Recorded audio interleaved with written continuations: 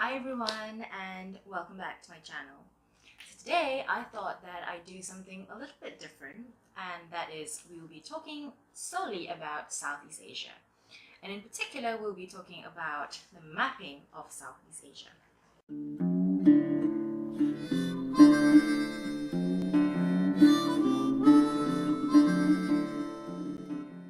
So cartography, or the mapping of areas, is my current obsession. Although I was trained as a historian and as a sociologist, somehow I realized that geography also determines history. And so here I have a book by Thomas Suarez. It's called Early Mapping of Southeast Asia. And in this book, we have some of the best, most beautiful maps of the pre-1600s. So this is before the rise of companies like the Dutch East India or even the British East Indies Company, and of course before colonialism. So, you're probably wondering, why am I obsessed with maps? Nowadays we have Google Earth, we have GPS, you don't really need maps anymore. Although, it's very interesting because when we look at Google Earth, we think it's very neutral. Well, we think it's very neutral, but actually maps are not neutral at all. Maps delineate spaces. They also explain the imaginary frameworks of people at that time. The people who map these places, how they see certain things, how they envision space and time. Because once you map something, it becomes almost static. That's what my research is all about. How is it that certain countries in Southeast Asia, or perhaps certain polities, were erased, or sometimes they were fabricated to suit whatever agenda. So to start off, I am currently looking at two regions, the first being Thailand and the second being Indonesia. So the reason why I have chosen these two is because to compare one mainland Southeast Asian country and one more maritime Southeast Asian country. So how do these two sort of countries or polities at that time in pre-modern era, how do these two polities sort of, how were they mapped, how were they understood by people who lived there and people who came to these countries? So here we have a map that was done in Thailand in about the 18th century. And this is actually part of a religious text called the Tripom, and it's more like a pictorial or cosmological map if you look at it. So it talks about cosmology. It talks about the role of Buddha in the Thai kingdom, and what really fascinated me about this map was that the people at that time were so knowledgeable about about the area that they live in. So here we have a map of the coast along the Gulf of Thailand.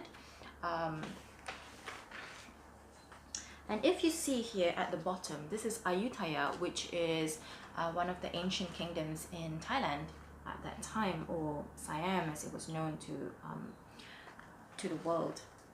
So this map is also slightly different because it is not oriented to the north, it is oriented to the south.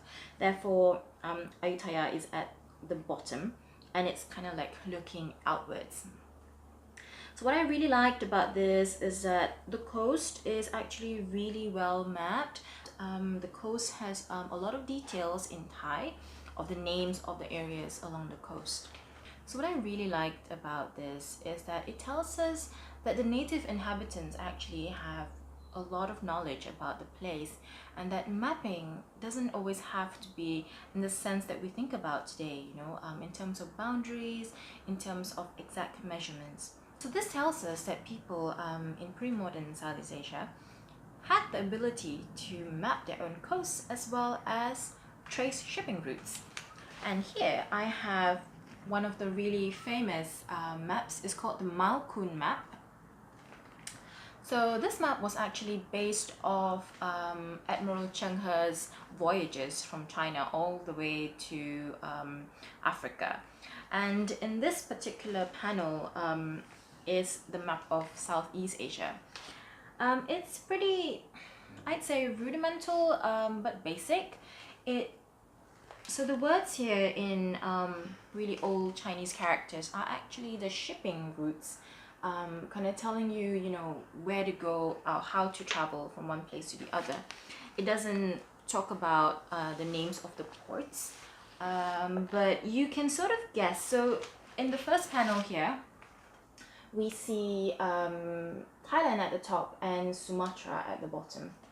So I can't really read Mandarin very well, but I found this to be really interesting because, you know, the Chinese had actually mapped the region even before the advent of the Portuguese and the Dutch. Anyway, as we move on through time, we see the maps getting more colorful but also more informative. And this is actually one of my favorite maps. And if you look carefully, it's because the map is not just a geographical indicator of places, it's also like a sociological map. Right? So you can see that there are pictures of what is being traded. So there are all kinds of wood. There are all kinds of wood here. Spices, right? And of course, the might of ships. And if you see a lot of these sort of 17th, 18th century maps, they are full of ships, and the ship is like the main symbol of power, especially by the Dutch at that time. So you'd see a lot of Dutch maps with ships. Here we go. So I believe, right, so if you can see, so I believe this is a picture, or I think it's more like an engraved lithograph of ships, of Dutch ships facing Banten, which is a port in Java, so near Jakarta, so one of the trading ports. And you see, I mean, the ships take up most of the foreground, just, you know, to project the idea of maritime prowess. And again, here we have a map of Batavia, which is, I believe it's probably now Jakarta.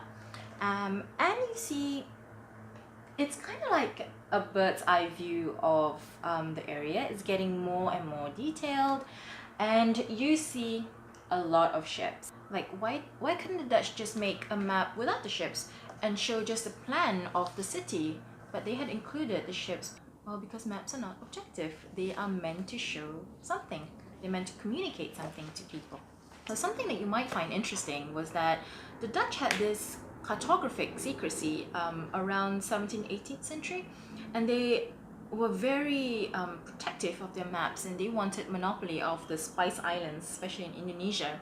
So what they did was, you know, they didn't allow anybody to copy their maps, and in order to prevent being attacked, they would sail down the coast far away from the Portuguese main hold in Malacca, and just sort of sail closer to Sumatra and sort of just go all the way down to Java. And so finally, for the last map, I thought we'd just move away from Southeast Asia and talk about Asia in general.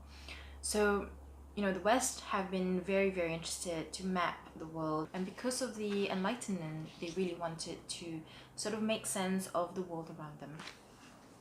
And so this is a map of Asia that was done by William Blow.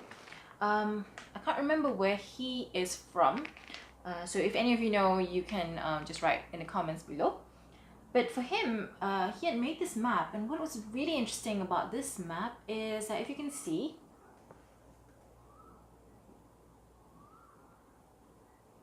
right, there are pictures of people dressed in various costumes. They're all of the same color, but what's interesting is that, again, this idea of a sociological map, that geographies needed to be understood and visualized also in terms of what the people wear and how they looked. So you can understand now why I became obsessed with maps. I wanted to see all these little clues, you know, the evolution of ships. So when I look at a map, I can sort of guess if the ship is a Dutch ship or Portuguese ship or British ship or even a Chinese junk, you know, and it's really interesting seeing these developments. But what's really um, I think what's really discouraging about my research so far is that Southeast Asia Southeast Asia seems to be really silent about this. There are not many maps produced, or perhaps whatever maps that were produced at the behest of a colonialist, for example. So here I have an example of a Shan map or a map in Burma, but this was actually commissioned by somebody. And while the style is very indigenous, the purpose is not. And so there is still this lacking body of knowledge about Southeast Asian maps, or even how people map things in this region. Perhaps that is something that me or future researchers can think about doing, you know, in the study of Southeast Asia. So now, back to the book. So for those of you who are really interested in maps as I am, so the British Library has a lot of beautiful maps, and as long as you are able to tell them the shelf number, they should be able to let you have a look at it.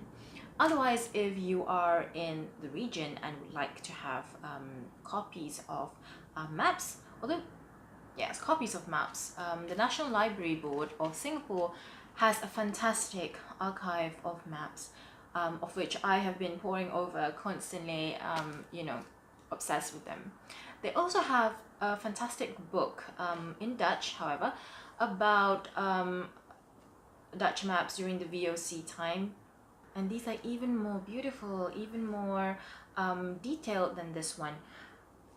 I think for that book, there is like a translation in English like on the side. So well, if you can read both, that's great. But if you're like me, you can only read English, then of course you can look at that. So one of my wish really is to have an antique map of my own. I don't mind copies, so you know, well, it's one of the things that I really wish for, since I love collecting old items. So perhaps next time I'll talk about more modern maps, especially maps during World War I and World War II. So for Southeast Asia, it's probably more World War II. So maps done by the Japanese, for example, those are really interesting. So till then, thank you for watching and see you again. Bye!